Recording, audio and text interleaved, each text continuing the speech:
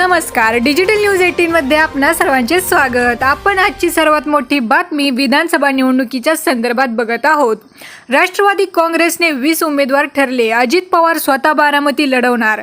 पक्षांतर्गत बैठकीत अंतिम निर्णय झाल्याची माहिती समोर आलेली आहे। उपमुख्यमंत्री अजित पवार यांच्या नेतृत्वातील राष्ट्रवादी काँग्रेसच्या गटातून एक मोठी बातमी पुढे आली आहे। राष्ट्रवादीने आगामी विधानसभा निवडणुकीसाठी आपल्या 20 उमेदवारांच्या नावावर शिक्कामोर्तब केले आहे। त्यात अजित पवार यांच्यासह बहुतांश विद्यमान आमदारांच्या नावांचा समावेश आहे। अजित पवार स्वतः बारामती विधानसभा मतदारसंघातून लढणार आहेत। राष्ट्रवादीने अद्याप या यादीची पुष्टी केली नाही, पण ही यादी फायनल असल्याचे सांगितले जात आहे। राष्ट्रवादी काँग्रेसची येथे एक महत्त्वाची बैठक झाली। या बैठकीत आगामी विधानसभा निवडणुकीसाठी पक्षाच्या 20 संभाव्य उमेदवारांची नावे निश्चित करण्यात आली आहेत। अजित पवार यांनी नुकतेच बारामती विधानसभा मतदारसंघ सोडण्याचे संकेत दिले होते, पण या बैठकीत बारामती येथून तेच निवडणुकीच्या रिंगणात उतरतील असे स्पष्ट करण्यात आले आहे।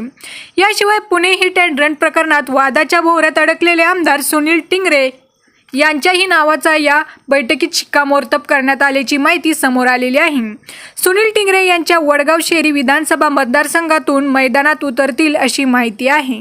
राष्ट्रवादीचे संभाव्य उमेदवार बारामतीमधून अजित पवार, येवल्यामधून छगन भुजबळ, आंबेगावमधून दिलीप वळसे पाटील, परळीमधून धनंजय मुंडे, कागलमधून हसप मुश्रीफ, दिंडोरीमधून नरहरी झिरवळ, रायगडमधून आदिती तटकरे, अहमदनगरमधून संग्राम जगताप, खेडमधून दिलीप मोहिते पाटील, अहेरीमधून धर्मराव बाबा अत्राम, कळवणमधून नितीन पवार, इंदापूरमधून दत्ता भरणे, उदगीरमधून संजय बनसोडे, पुसदमधून इंद्रनील नाईक, वाईखंडाळा महाबळेश्वरमधून मकरंद आबा पाटील, पिंपरीमधून अण्णा बनसोडे, मावळमधून सुनील शेळके, अंमळनेरमधून अनिल पाटील, जुन्नरमधून अतुल बेनके,